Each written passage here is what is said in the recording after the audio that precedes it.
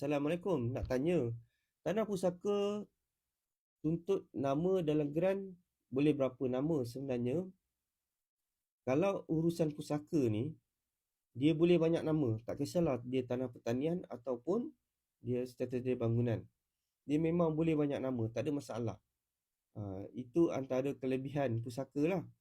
Tetapi, nak kena tengok logik tak nak masuk banyak nama ni. Kalau tanah tu kecil, hanya sebagai contoh boleh buat satu rumah je.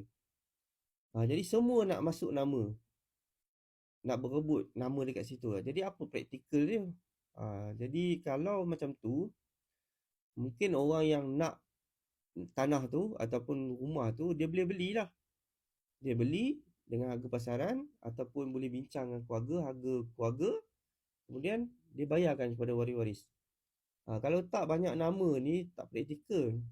Dia jadi makin lama ke depan, dia lagi merumitkan keadaan. Walaupun dia selesai masuk nama, tapi tak menyelesaikan keseluruhan masalah juga. Mungkin akan timbulkan masalah-masalah lain nanti. Apa-apa boleh DM saya.